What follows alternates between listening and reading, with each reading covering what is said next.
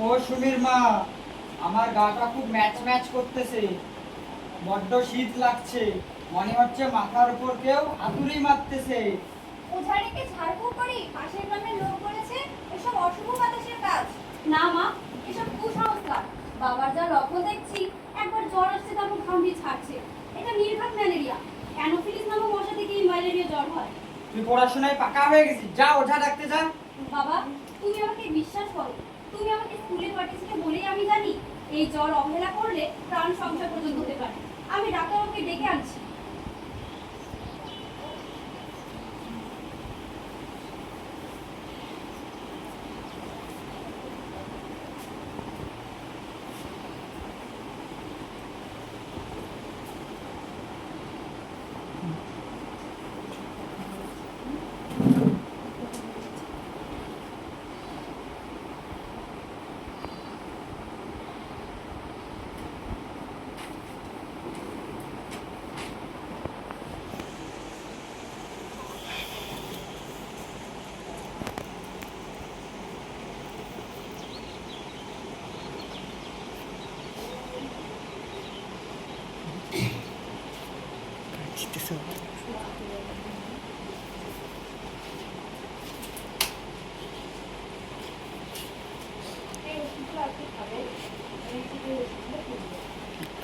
তুমি একদম ঠিক সময় আমাকে খবর দিয়েছো রহমত ভাই, আপনার ম্যালেরিয়া হয়েছে।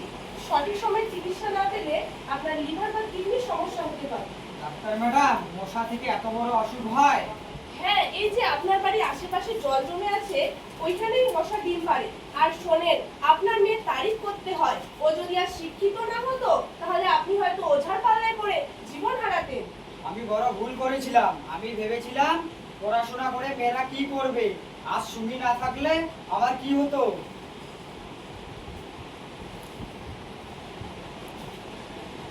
মা সুমি, কাল থেকে তুই স্কুলে যাবি, তোর আর বিয়ে দেব না। তুই ভালো করে পড়াশোনা করে ডাক্তার বা নার্স হবি, আমাদের গ্রামকে রোগ প্রতিরোধ থেকে মুক্ত করবি। অসংখ্য ধন্যবাদ বাবা। আমি শুধু নিজে করবো না, গ্রামের অন্য মেয়েদের বোঝাবো যে পড়াশোনা শুধু চাকরি পাওয়ার জন্য নয়, প্রাণ বাঁচানোর জন্য অতি প্রয়োজন। ডাক্তার ম্যাডাম, এই রোগ থেকে প্রতিরোধ হওয়ার জন্য কিছু আহ, কিছু উপায় বলুন। আপনারা এই রোগ থেকে বিভিন্নভাবে মুক্ত থাকতে পারেন। যেমন আপনারা দিনে বা রাতে যখন ঘুমোবেন অবশ্যই মশারি ব্যবহার করবেন, এবং আপনাদের বাড়ির আশেপাশে কোথাও জল জমতে দেবেন না। আর আমি আজই পাড়ার সমস্ত মহিলাদের ডেকে জমে থাকা নোংরা জল সব পরিষ্কার করে দেবো। আজ থেকে আমরা আর মশারি ছেড়ে কেউ শোবো না।